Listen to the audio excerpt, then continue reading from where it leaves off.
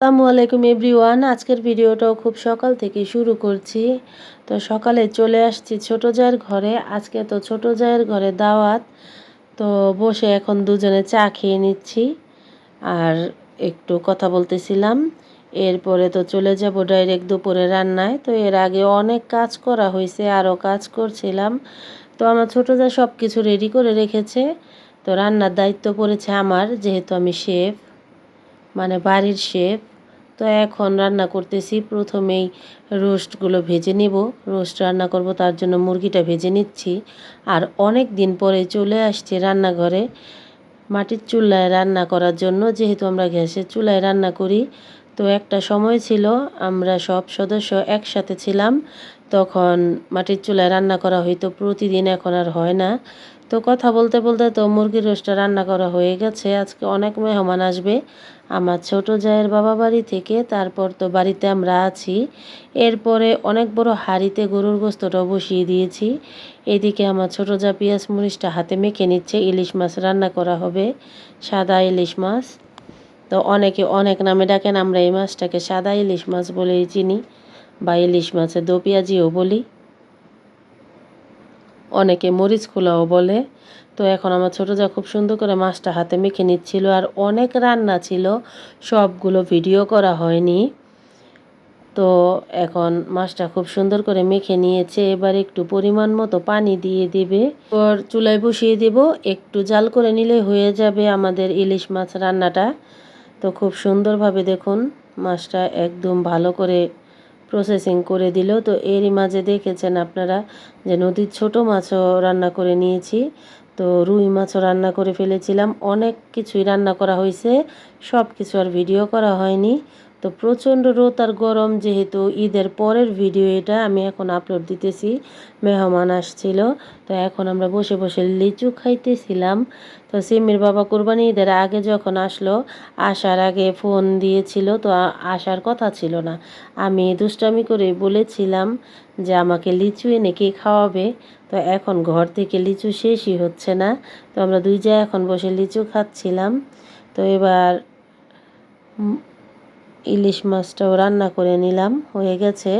তো পাট শাক ভাজি করতেছি, আমাদের গাছের পাট শাক। তো এইদিকে দেখুন শেফা সারা আর এই হচ্ছে আফিয়া। আফিয়া তো নাইরো হয়ে গেছে। তো পাট শাকটা রান্না হয়ে গেছে, বেগুনটা এখন ভেজে নিব। তো অফ ক্যামেরায় অনেকই রান্না হয়েছে, তো আপনাদের সাথে সবই শেয়ার করব। প্রচণ্ড গরম, গরমের মধ্যে একদম ঘেমে টেমে গেছি। তো মাটির চুলায় রান্না করলাম অনেক দিন পরে, ভালো লাগতেছিল। সচরাচর এখন আর আসা হয় না, মাটির চুলায় রান্না করা হয় না। তো এখন পোলাওটা বসিয়ে দিয়েছি। তো এইদিকে উস্তা ভাজিটাও করে নিয়েছি চিংড়ি মাছ দিয়ে। তো এবার চলে গিয়েছিলাম ফ্রেশ হওয়ার জন্য। দুপুরে তো মেহমান চলে এসেছে, যেহেতু আমার ছোটো জায়ের বাবা বাড়ির পাশেই। তো এক এক করে সবাই চলে এসেছে, ঢাকা থেকেও মেহমান এসেছে, আমাদের বড় আপাও এসেছে। তো এই যে দেখুন তোবাও কাজ করতেছে, তোবার খালামণিও ছিল। তো এক এক করে সব কিছু নেওয়া হয়েছে, আর আমি একটু শসা খাইতেছিলাম। তো দেখুন আমাদের তুবাও বড় হয়ে গেছে মাশাল্লাহ, সব কাজই করে। এদিকে রুম্মি আর সিম্মি দাঁড়িয়ে আছে সিমরানকে কুলে নিয়ে। তো এই যে এক এক করে সব কিছু, যেহেতু অনেক দূরের মেহমান না, বাড়ির মেহমানই, আত্মীয় স্বজন, তার জন্য সব কিছু নিয়ে এবার বসে পড়া হয়েছে।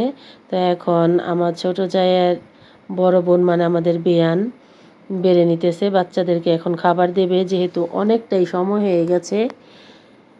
তো অনেকে এসেছে, আবারও কেউ কেউ আসতেছিল। এদিকে আমার ছোট দেবর ফোন দিয়েছে, তো দেখতেছে, তো বা কথা বলতেছিল আর দেখাইতেছিল কারা কারা এসেছে। তো এই হচ্ছে প্রবাসী জীবন, তারা দূর থেকেই সব কিছু উপভোগ করে। তো যাক, কিছুদিন পর আমার দেবরও চলে আসবে, তখন আপনাদেরকে দেখাবো। তো এই যে দেখুন সবাই বসে পড়েছে, খুদের সদস্যরা এখন খাইতেছে। আর সবাই বলতেছিল খুবই মজা হয়েছে।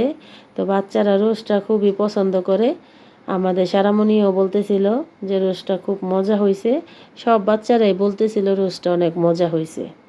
তো সবাই খাচ্ছিল। আর এই হচ্ছে আমার ছোট জায়ের ভাগ্নি, ছোট ভাগ্নি। তো দেখুন ও ক্যামেরার দিকে তাকায় আছে, ও এখন তো ওই যে লাইক কমেন্ট শেয়ার বলে দিল, দেখুন ওর ভাষায়।